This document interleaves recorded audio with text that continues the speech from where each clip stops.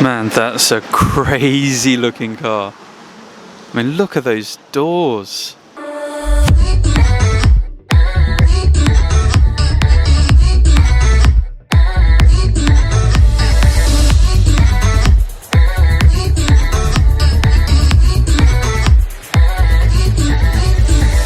That's actually, there's no engine in it. It's like a Ferrari. You have like a luggage compartment in the front.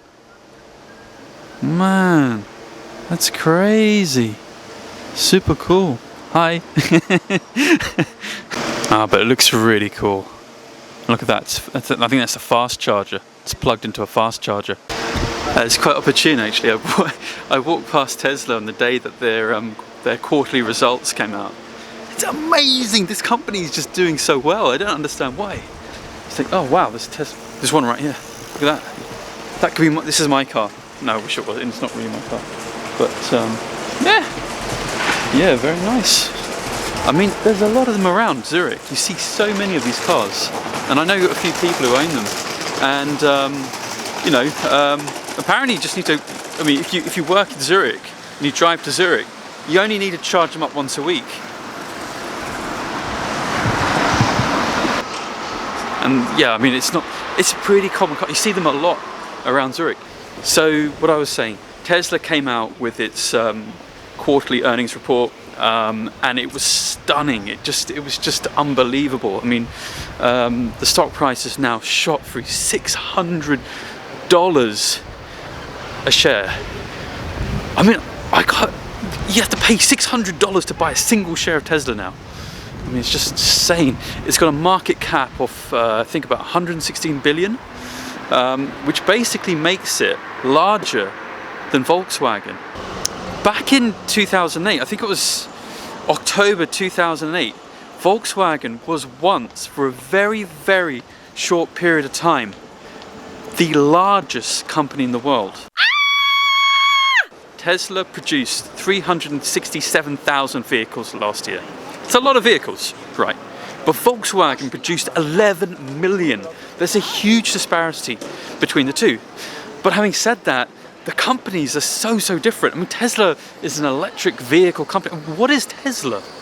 And this is the problem. No one really knows how to really value it. But most of the major auto manufacturers are now developing their own line of electric vehicles, which they plan to roll out in the next 10 years. Pretty much every major auto manufacturer has a kind of model equivalent, electrified model equivalent to their current lineup.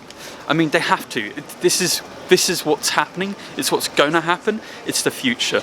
The question is whether or not Tesla has a place in that new market. Oh, cool. You know what they really need to do? They need to create an all-electric, not a plug-in hybrid, because I know they've done it, but an all-electric Range Rover Sport. Now that would be cool. Yeah. We just need better battery technology to make it. Oh, look, another Range Rover driving past. It's not an electric, is it? No, but it is a Sport. Yeah, we need one of those. Yeah, I do this quite a lot actually. I wander around Zurich looking at cars because there's so many nice cars in the city. I mean, you just see some really cool stuff around it. Okay, so why am I talking about this today? Well, there's two stocks that really stuck out this year, at the beginning of the year, at the start of earnings season. There were two stocks that really stuck out. One of them was Tesla, and the other is Apple. They have really shot through the roof. I mean, they sold so many iPhones last year because of the launch of the iPhone 11 and the 11 Pro, and they basically made a massive comeback. And the other thing really interesting about Apple is that they're thinking ahead. They're thinking about, what can we do to make our business more sustainable in the future? What they're doing is they're trying to develop this kind of service style of environment. They're trying to create this kind of repeatable business and move away from just selling handsets to providing services. I mean, Apple is now bigger than the top 30 largest companies in Germany. Can you believe that? It's just insane how can this company be so big? And how can these tech companies have grown so large? I did a post on LinkedIn and it was really useful. I got some really interesting feedback and I had a really great conversation with a lot of people. But there was a lot of people just saying it's time to short Apple, it's time to ditch and dump the megatechs, they're overvalued. This is too much. Well, I don't know the answer if it is. And the reason being because there's quite a few narratives going on right now. Some people are saying that, you know, like for example, Warren Buffett. Warren Buffett says that stock prices are where they are today because of interest rates. They reflect where interest rates are. And if we are in an environment where interest rates stay lower for longer, then so will stock prices. They will stay higher for longer.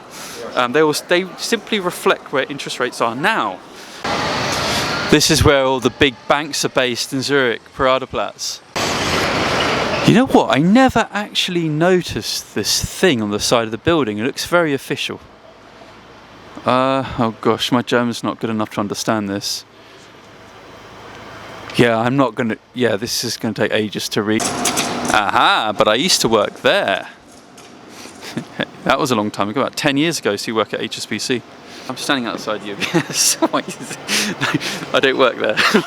Just in case you're wondering why I'm standing here. No, the reason why I'm talking about this today is because the structure of Germany's equity market is very, very different from the structure of other equity markets. I mean, is Apple really worth more than Germany's top 30 companies? Tesla shot through $600 a share yesterday, and it basically after Tesla's earnings report, that the uptick in the share price basically added $2.3 billion to Elon Musk's net worth.